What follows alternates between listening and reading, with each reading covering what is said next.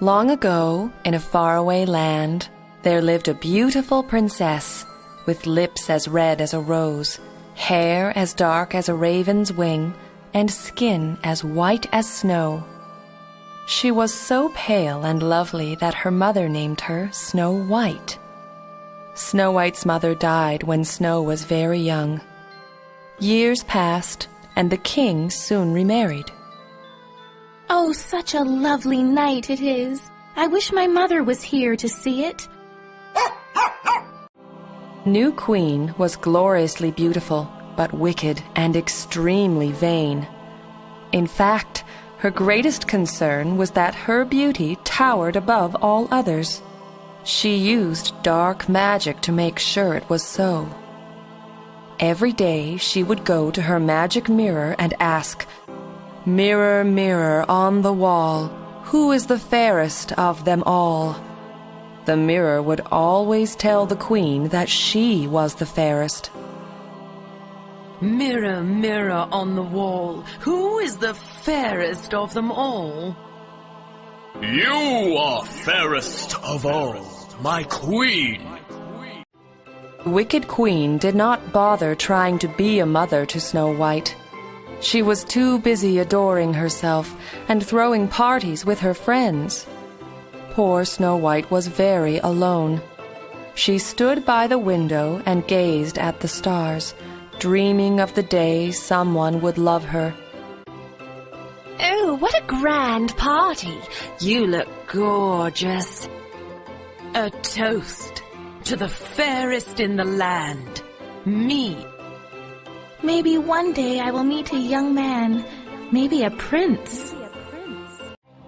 Later that night, the wicked queen went to her magic mirror.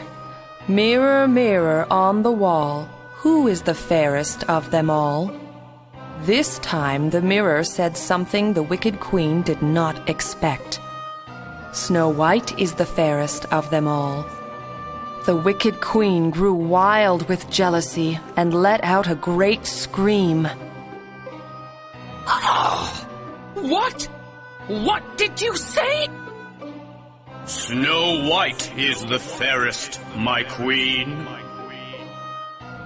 Meow. Driven by her vanity, the wicked queen called in her royal huntsman. She ordered him to take Snow White into the forest and kill her. He was then to bring back Snow White's heart as proof of her death. Huntsman, kill Snow White and bring me her heart. As you say, my queen. Meow. The huntsman did as he was told. He took Snow White for a walk to the forest, and once they were out of sight of the castle, he drew his sword. He was ready to kill Snow White, but he could not do it. The huntsman could not hurt the innocent princess. He dropped his sword and fell to his knees. He told Snow White of the wicked queen's orders and begged her to run where the queen would never find her. The queen ordered me to kill you, princess. Run! Run far away, somewhere she cannot reach you. What? Why? Why is she doing this to me? Snow White fled deep into the forest, running as fast as she could. She did not know where to go or what to do. Only when she stopped for a rest by the brook did tears finally sting her eyes. When she looked up, her gaze fell upon a small cottage on the other side of the brook. She crossed the water, walked right up to the cottage, and knocked at the front door. There was no answer. She didn't want to intrude upon a stranger's home, but she was so very weary that she decided to go in anyway. Oh, a cottage! Maybe someone there can help me.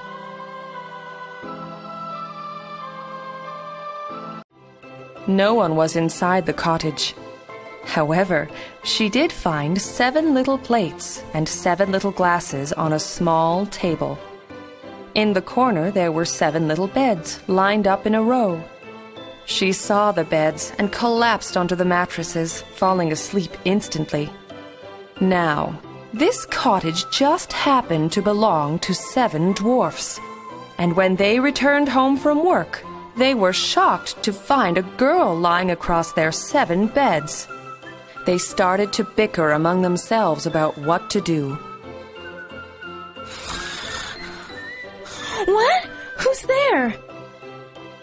She's a burglar. She's under a spell. Maybe she's a giant. Well, she's not a giant. That's a regular-sized person. She's on my teddy bear. She's drooling. I like her. She's pretty. I'm sleepy too. Snow White awoke with a start and was frightened to find herself surrounded by the strange little men. The dwarfs told her she had nothing to fear, but that she needed to explain what she was doing in their home. Snow White told them of the huntsman and the wicked queen. The kind dwarfs felt very sorry for Snow White and told her that she could stay with them as long as she wanted. My stepmother, the queen, wants to kill me. She told the huntsman to cut out my heart. That's horrible. You stay with us, young lady, as long as you want. Yes, you bet! Back at the palace, the wicked queen reveled in Snow White's death. Once again, she asked her looking-glass, "Mirror, mirror on the wall, who is the fairest of them all?" To her horror, the mirror replied, "Snow White, who lives in the forest with the 7 dwarves, is fairest of all."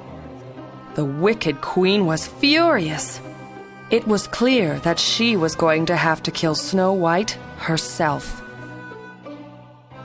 Mirror, mirror on the wall, who is the fairest of them all? Snow White, who lives with the dwarves, is the fairest, my queen. Next day, the wicked queen disguised herself as an old lady and went to the cottage. She watched as the dwarves set out for work and then approached the front door. Wishing apples, she cried. Who will buy these wishing apples? Snow White heard her call and invited her inside to find out more. The disguised queen gave her the shiniest, most perfect apple. She told Snow White to take a bite and make a wish. Take this apple, my dear. Take a bite. Make a wish.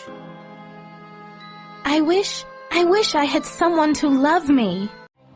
Snow White brought the apple to her lips, and no sooner did she take a bite than she fell to the floor. Snow White was poisoned. The wicked queen laughed triumphantly and disappeared. Who's the fairest now, Snow White? Oh, what did you give me? Oh. When the 7 dwarves returned home, they found Snow White lying on the floor.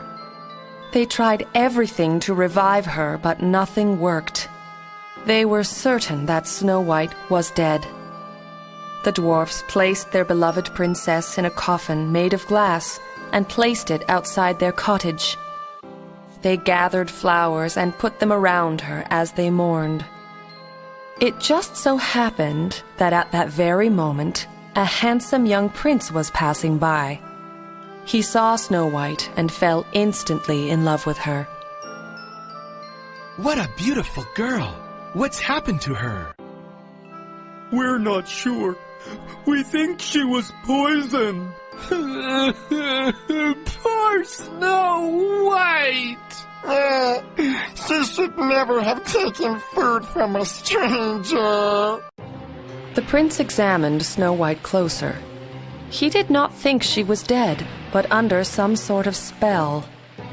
The dwarfs were heartened by the prince's words and told him of a flower that might cure Snow White. However, the flower could only be found in the middle of a perilous sea. The prince was determined to save Snow White and made his way to the dark water, ready to fight any dangers that may stop him in his quest. I will save Snow White. I will get that flower, no matter what it takes. The prince swam to the middle of the sea and had spotted the flower ahead of him when a mighty leviathan arose from the depths. The prince fought bravely, using his sword to keep the monster's fangs from killing him. Finally, the prince stabbed the creature right in its heart, and the monster fell back to the depths from which it came. The prince plucked the flower and hurried back to the dwarf's cottage. I need to get that flower to Snow White. Ah! A giant octopus! I don't have time for this! Take that, octopus! Dwarfs were overjoyed to see the prince return. The prince touched the flower to Snow White's forehead, and slowly she awoke from her long dream. Their eyes met. The prince smiled, and Snow White felt a swell of love in her heart. It seemed as if all her dreams would come true after all. Snow White, the prince, and the 7 dwarfs went into the cottage to celebrate. All was well. Snow White! Snow White! Wake up! Oh, where am I? Who are you? Snow White, this prince has saved your life. You were poisoned! We thought you were dead! But you weren't dead.